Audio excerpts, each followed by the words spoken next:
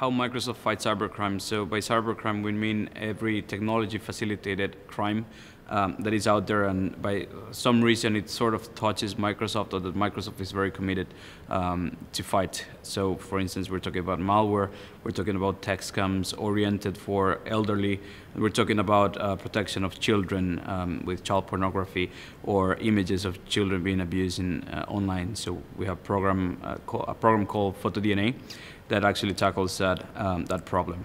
We need to give also to society. The technology is not only for research. The research and development that we do is not only for our products, but also to benefit society.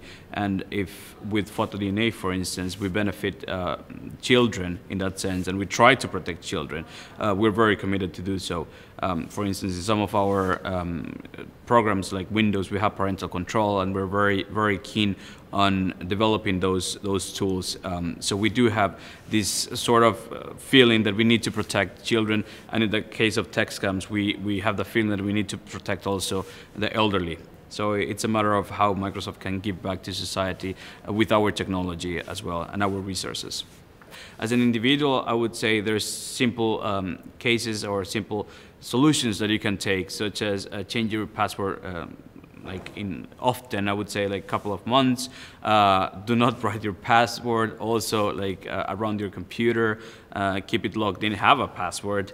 For your phone as well, have a password. Try to keep it concealed. Don't give it to anyone. Don't open links from unknown sources, including in social media, as we have seen a massive increase of malware in social media.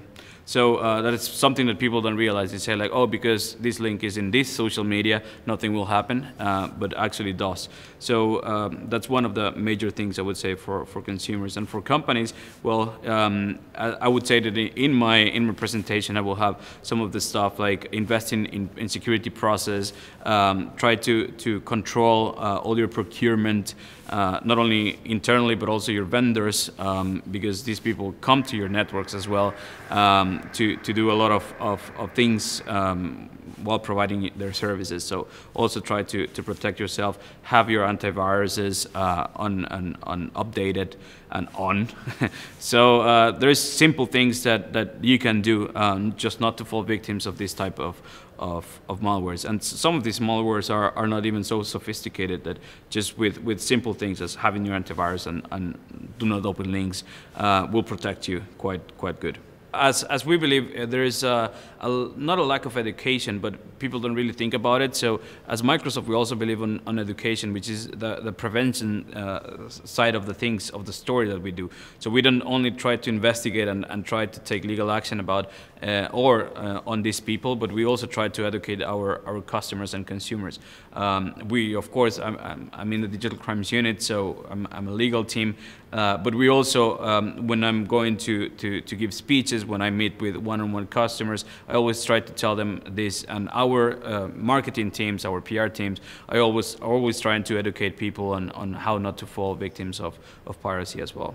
What we have seen from the last 3 to 5 years is that the malware typically remains the same, and the same type of scams, the same type of things. So if you would have think about links downloading malwares, you would see it also in 5 years ago. So we believe that it's not going to change as much, in the sense that the major threats will remain the same. Of course, as technology progresses and as tools are developed, we believe that there will be other types of tech scams and malwares, but we expect that in 3 years at least, the majority of cybercrime will be relatively the same. We cooperate with the Croatian government. Currently, we are in discussions on how to improve that cooperation. I can't go into details because of the confidentiality, but yes, we're trying to enhance that cooperation with them, so that Croatian citizens can benefit quite a lot, I would say. It's not my first time in Croatia. It's my first time in WinDays. I loved it.